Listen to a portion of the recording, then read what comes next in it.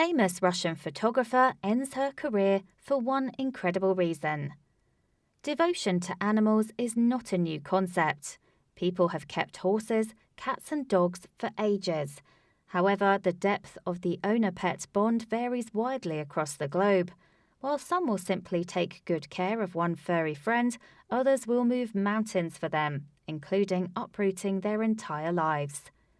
Daria Pushkarova lives on the latter end of that spectrum, willing to go above and beyond for the animals she always longed to have by her side. However, this kind of commitment doesn't come without its price, and for Daria it was higher than most of us could imagine. For 6 years, Daria Pushkarova dedicated herself to the film and TV industry of Moscow, working one production after another. The daily grind was really wearing her down.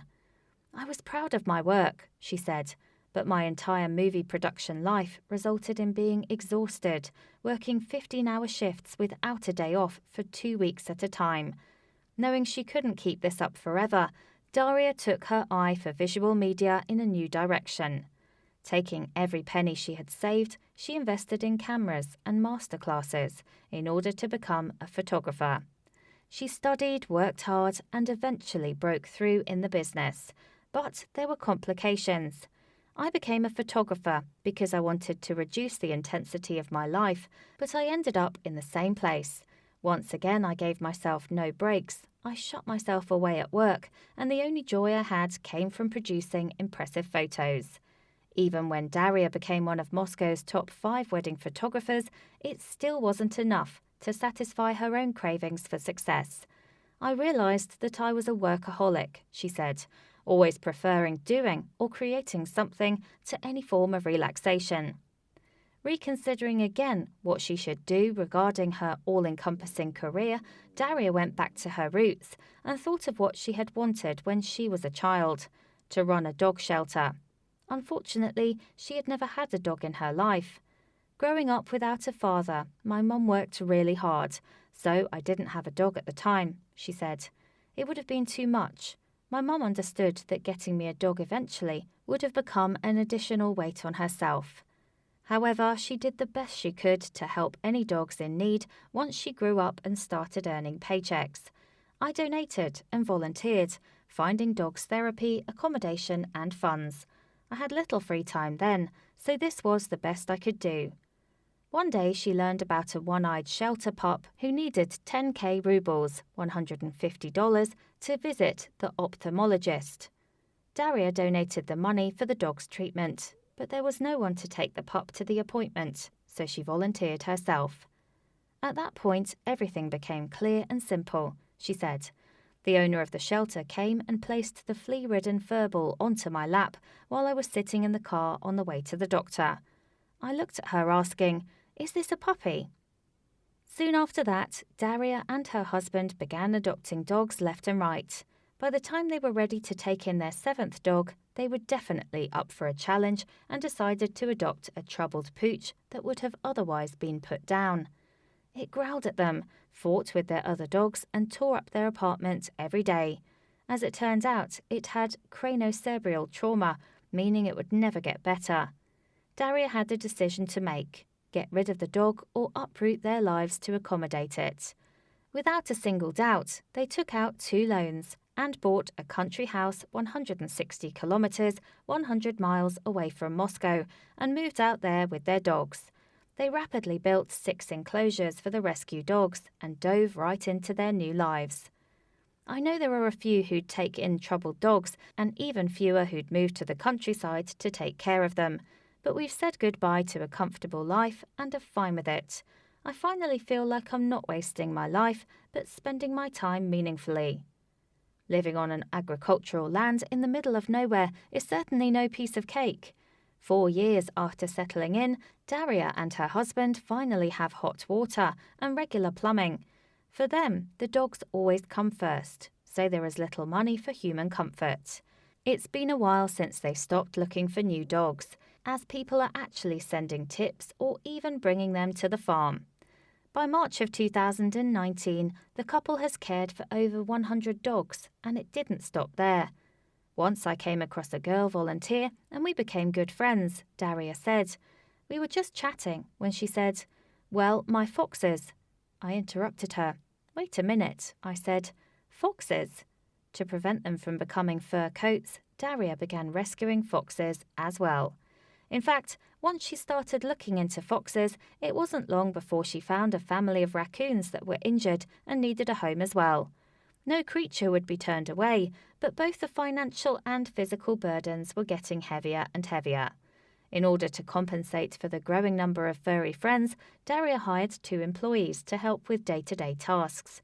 This included getting up at the crack of dawn, feeding the animals, cleaning the grounds, look after their health, and much more.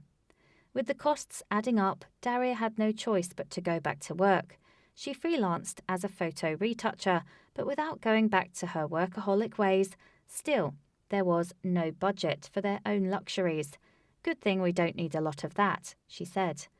The rest of the money comes from friends who help raise funds and supplies. Even strangers lend a hand as well. "I am eternally grateful to them," Daria said. "We don't have any sponsors and we don't expect any of them. My principle of living with animals is that they're your responsibility." At some point, Daria's farm may have to stop taking in animals in need or start giving them new homes, but it's not something she wants to consider at the moment. "We're not a shelter. We devote our lives to our dogs and don't want to give them away." It seems that this artist with a heart of gold has finally found her calling. "I'm helping these animals and am sincerely enjoying it," she said. "I know I can take responsibility in taking care of them, giving them space, food, and love." The adventures of Daria, her husband, and their friends can be followed through Daria's Instagram and YouTube accounts. Luckily, they aren't fighting for animals alone. Their ambitions are matched by people all over the world, like 7-year-old Roman McCon. At only 7 years old, Roman McCon began taking on a project similar to Daria's. It all started when this Batman-loving, soccer-playing little pirate finally convinced his mum to bring a canine presence to their home. One day, Roman went with his mum, Jen, left to a kill shelter for dogs in their home state of Texas. They planned to adopt a dog, but Roman was a little confused. In the shelter, Jen said, he kept asking why the dogs were there, and what could she tell her toddler? They were unwanted, abandoned, and awaiting something grisly. She softened the blow, telling her son they're looking for homes. To Roman, that was a silly concept with a simple solution. Just find the dogs' homes. That day, the duo adopted a lovely dog named Luna, their first of 2 adopted dogs. But that didn't satisfy his interest in helping every single dog find a home. That was how both Roman and Jen became heavily involved in the animal shelter. The 2 didn't just clean out kennels and play with downed dogs either. Instead, they undertook a truly impressive project, and the results were unbelievable. Naturally, Roman was pretty much born loving pets, according to his mother, made sure kennelled dogs were happy, sitting beside their cages and reading to them from his favourite books. But he knew that wouldn't find them homes. While Roman did his part, Jennifer made videos and took pictures of dogs in need of adoption below. But her videos she knew needed extra spice, so she recruited Roman, who took centre stage in the videos, highlighting what potential owners needed to know. For instance, Roman showed off his pal Sadie in a more recent video that scored hundreds of shares on Facebook. "She's super shy," he said, "and she hasn't been trained to walk on a leash, so her new owner needs to be really patient." The video continued. "I can tell you, Sadie's super sweet," he said, "but she really needs to be trained to walk on a leash, so she can be a happy dog, like all other dogs." You can just feel his love and connection with her and every other dog he showcased. Roman made special videos for every dog he could. He made a video for lovable legend, Left, a deaf dog. He even made a video for Candy, who lost an eye in an accident. But in 2016, Roman's filmmaking and Jen's volunteer work hit a snag. Roman's father, Left, who served in the Navy, received orders to relocate overseas. Jen and Roman would have to move to Washington State to be a bit closer to him and further from Texas kill shelters. But after the move, Jen saw an opportunity. The world for a dog, generally speaking, she said, was so much better up here in Washington than down there in Texas. People take them hiking, and there's stuff to do. She joked that she should start an underground railroad for dogs, referencing, of course, the 19th century transportation network that snuck slaves from captivity to free states, illustrated below. But then she thought, was that such a crazy idea? That was when Jen founded Project Freedom Ride, to bring dogs from kill shelters in Texas to loving families in the Northwest. With the help of Roman, who kept on making videos representing the pooches, the duo brought 31 dogs from Texas to Washington.